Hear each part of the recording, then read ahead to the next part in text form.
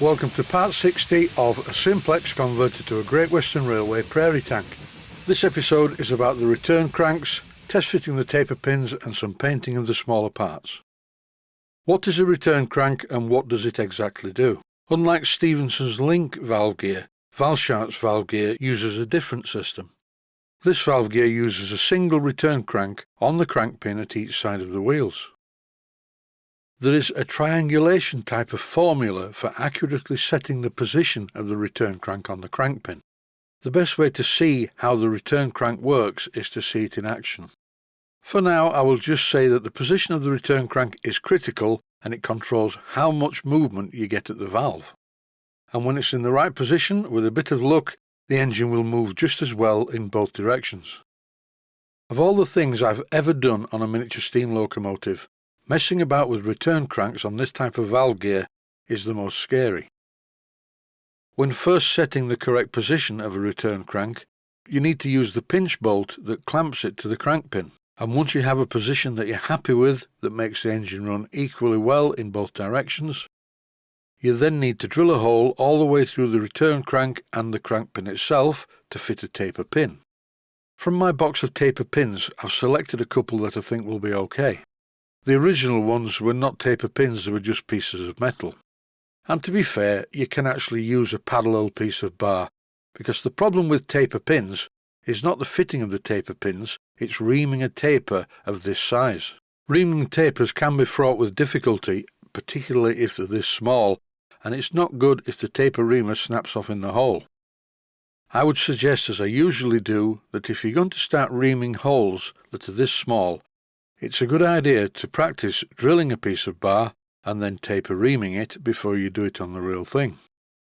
And as I've just said, you can either use a parallel piece of bar through a straight drilled hole, and although I don't usually use these, you could fit a thing called a roll pin, which is basically a very small piece of tube with a slit all the way down one side, and you press it into position and the spring of it holds it in place. For this job though, I'm going to fit some taper pins because the holes are already reamed for them and it should be easy enough. In the outer part of the workshop it's very cold today. In fact, it's very cold outside and it's very cold in my house.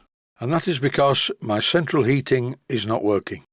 I've sprayed these parts using etch primer and I will give them a coat of black paint in due course. I live in the countryside in the middle of nowhere and there isn't a mains gas supply. So while I start this painting job, which is very mundane and quite tedious, I will tell you how my son-in-law and myself made the central heating work again. Who knows, some viewers may find this useful. At first I thought maybe the kerosene had run out in the tank, but when we dipped the tank with a long wooden stick, the tank was okay. There was about a foot of kerosene in the bottom of it. I looked at the tap on the tank on the outlet pipe to the boiler, which had a built-in filter, and that seemed okay. But when I wobbled the union nut about, and bearing in mind I shouldn't be able to wobble a union nut about, but when I did, I saw some kerosene dripping onto the ground. In this clip I'm giving the rear buffer beam a coat of red paint, and I'm using Phoenix Precision Paint's Buffer Beam Red for this job. The runs and drips you can see on the buffer beam are from a previous coat of paint by someone else, but before the final coat I will rub this down with some wet or dry sandpaper. I don't suppose it's that important in the middle because this part of the buffer beam is really occupied by a big towing hitch. And here it is, having its own first coat of red paint. Back to the story. Where was I? Oh yes, there was kerosene dripping onto the ground, not a lot, just a tiny bit. And when I wobbled the union about, apart from some of the kerosene leaking, I saw some air bubbles and I thought, well, this is not right. So it was back into the shed, select a suitable Barco spanner and tighten the union. And after resetting the system quite a few times because it took a while to clear the air bubbles in the fuel line, the boiler, which is a Worcester Bosch condensing type, burst into life. Why does the central heating go wrong in winter? Why can't it go wrong in the summer? After the painting, I thought I would clean my paintbrush. I bought some of this stuff and it's called gun wash. I've put a small amount of it in the cap and this is more than adequate to clean the paintbrush. This solvent, not unlike cellulose thinners, is designed to clean spray guns. And as it says on the label, other equipment, I would think it's going to be okay for removing paint and degreasing. This Simplex job is taking a long time, as is obvious by the number of episodes. Taking a close look at the job, I think it's starting to look okay. There's a bit more paint touching in to do, but that's nothing. The next job I'm going to look at is fitting the front and rear wheel assemblies. I think I'm going to make a slight modification to these, because the way they're currently fitted, when you lift the engine up into the air to carry it, these wheels are dangling loose at the front and rear. I do have an idea to make some parts that will stop this from happening. More about that in a future episode. Now it's time to look back. I'd forgotten just how horrible and dirty and filthy and grimy this engine was. And when I look at these images, I can see where the time's gone.